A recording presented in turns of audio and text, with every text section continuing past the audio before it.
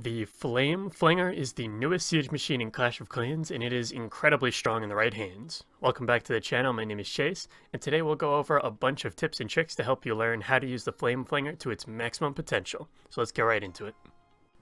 This trebuchet-esque siege machine launches fire spirits into enemy bases and has an 11-tile range. It only targets defenses, so it will ignore the Town Hall if it's not activated, clan castle troops, and enemy heroes besides the Warden Tower.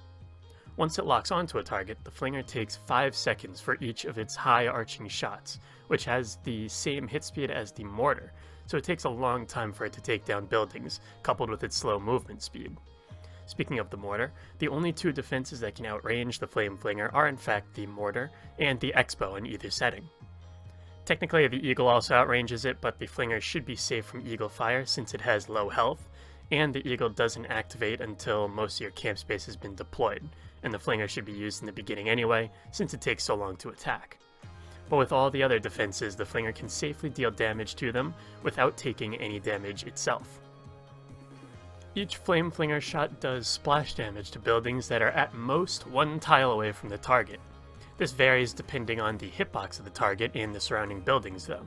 For example, the Town Hall is a 4x4 building, so the circle doesn't touch the Wizard Tower right here that is 1 tile away. But the air defense is a 3x3 building, and you can see the fire circle does damage the Town Hall. After the shot lands, this fire spirit circle lasts for 22 seconds while gradually growing in size and increasing in damage, so you can actually take out huge chunks of a base if the area is very compact. The Flame Flinger shot also damages surrounding walls, dealing ×8 damage, so that means it 2-shots max level walls. While it gradually loses health over time and has the lowest hit points of all the siege machines at 2000, the Flame Flinger will actually last a whole 2 minutes and 5 seconds if it doesn't take any damage. Any damage it does take significantly reduces the amount of time it stays up, which means it will get less value. Just a single mortar shot takes off 15 seconds from its life, so you need to place it far away from any defenses and deal with the ones that outrange it. Mortars are usually on the outside, so you can use balloons to pick them off, or place a unit to distract. And for X-bows, you'll have to zap them out, tank them with beefy troops and skeleton spells, or just stay away from them. Hidden Teslas can also be a pain since you can't see them, so you'll always test the area with a unit before placing the Flame Flinger. Also bring some smaller units to clear the trash buildings that the Flinger leaves behind, as it won't target them. It will give you a more defined funnel and help prevent time fails. This leads into what you are looking for in a base. Look for areas where the Flame Flinger can last at least most of its lifespan without taking damage, so it can eliminate as many defenses as possible. This means avoiding, tanking, or taking down X-bows and mortars in the area, and making sure heroes and the clan castle won't interfere with your Flinger. You should also look at what it sets up for the rest of your army. In the right spot, you can get rid of an entire corner of the base, which sets up a good pathing for Dragon Armies, Hybrid, or Lalo. The walls it breaks might even open up a nice Sui hero dive into the base, just like the log launcher would. It outranges most of the prominent defenses too, like Infernos and Scatters, so getting rid of them can be a huge boost to your main army. Most of the time, a corner of the base is your best bet, because it is the farthest away from defenses, allowing the Flinger to stay out of harm's way while it slowly breaks down the base. The Town Hall is an amazing building to target due to the Flame Flinger outranging it and being able to stay far away from the Giga Blast and Poison effect when the Town Hall goes down.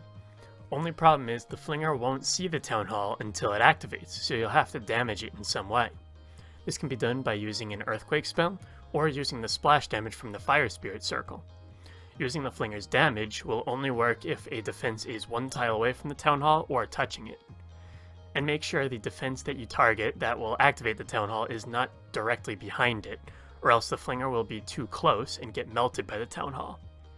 If you think the Flinger will die before it gets the Town Hall, you can bring Sneaky Goblins or Super Minions in your clan castle, and then those will potentially finish the Town Hall for you.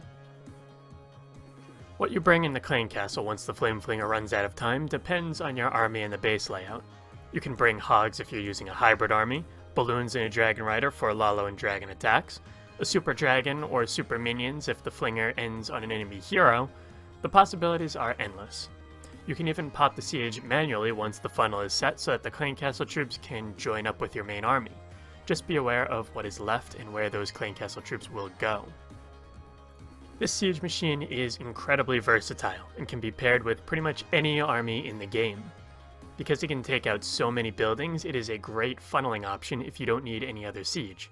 In smash attacks, use it adjacent to your Warden Walk so that P.E.K.K.A.s and Super Ballers have a clear path right into the core. Same with Hybrid, except it's a Queen Charge on the other side, and the Hogs and Miners can get a clear path into the base. With Dragons, you can use it on a corner and have your heroes go down the opposite side so that the Dragons move straight into the base with ease. The Flinger works great with Lalo as well, since you can get rid of many Lalo counters within the base like Scatters and Multi-Infernos.